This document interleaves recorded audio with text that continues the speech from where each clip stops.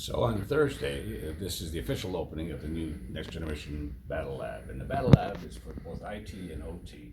And the audience is really for GovMil and agencies that require the ability to have digital twinning and to be able to demonstrate the lateral movement between ICT and the OT environments. Today, it's crucial to understand the complexity and the interconnectivity between the two systems. And they are both equally attacked, and so this is a great way to learn basic fundamental rudimentary skills around OT as well as the ICT environment. And cyber operators today required to have that knowledge, intimate knowledge, and so I think Thursday will be a great event for anybody that's interested in this field, currently looking for the opportunity to learn as well as to master continuing skills development.